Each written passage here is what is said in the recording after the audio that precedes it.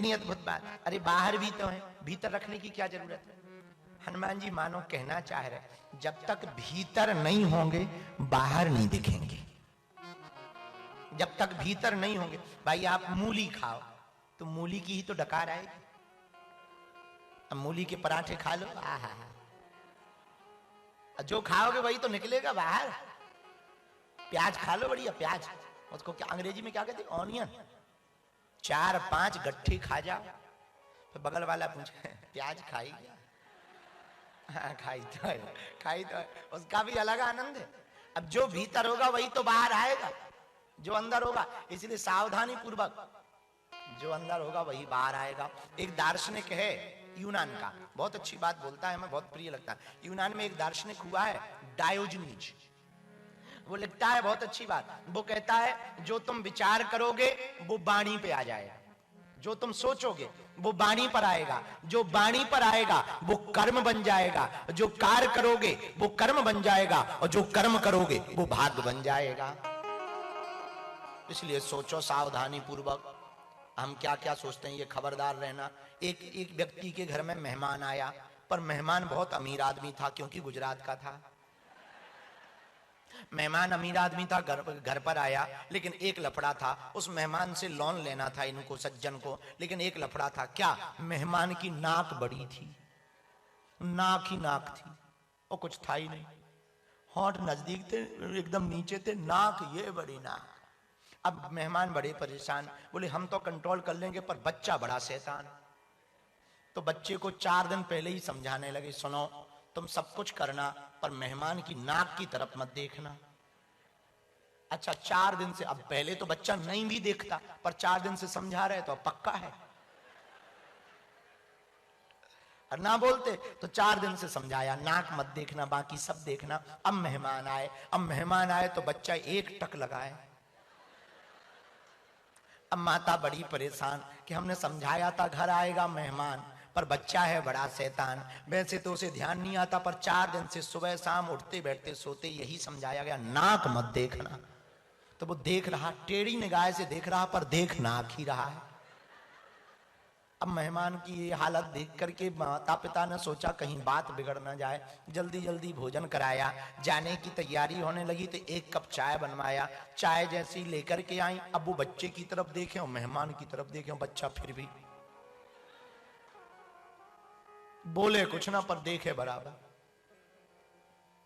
अब माताजी का दिमाग खराब हुआ, रुक जा मेहमान जाने दे, खटिया खड़ी बिस्तर गोल करेंगे, हड्डी तोड़ेंगे। समझाया था नाक मत देखना, जब से मेहमान आया है तब से सिर्फ नाक ही देख रहा है। और ऐसा मन ही मन में बुदुर बुदुर कह रही थी। कप चाय का कप रखा, मेहमान से पूछा आपकी नाक में कितनी शक्कर डालूं?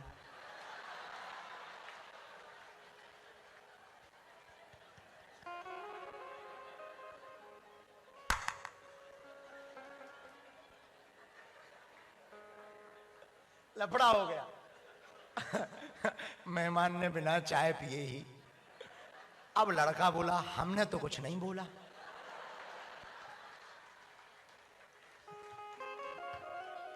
क्यों?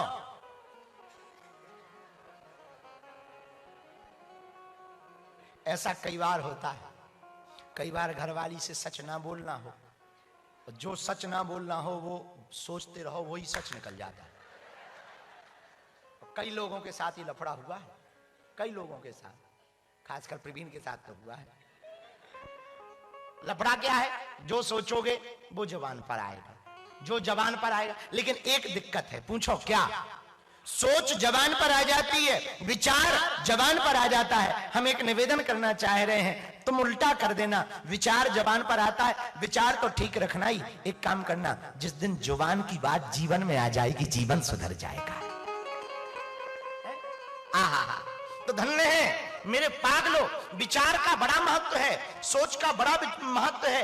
आप जो विचार करोगे वही आपके जीवन में उतरेगा, वही आपके जीवन में होगा। धन्य है हनुमान जी। हनुमान जी विचार भी राम जी के चरणों का करते, ध्यान भी राम जी के चरणों का करते। राम के अलावा हनुमान जी को कुछ भी नहीं दिखाई देता है। इसलिए हनुमान समय नहीं बड़े भारी,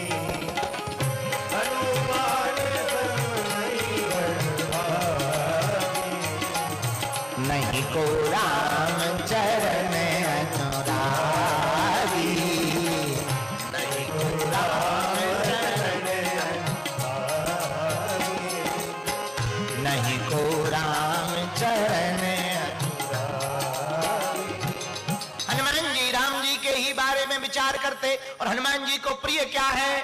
प्रभु चरित्र सुन में कौन सिया, राम लखन सीता मन बसिया। राम जी की कथा सुनने के कारण राम जी चित्त में चिपक गए। हनुमान जी के हृदय में राम जी है। राम जी हृदय में क्यों है? क्योंकि हनुमान जी ने सदैव स्मरण किया, अंदर वही प्रकट होगा।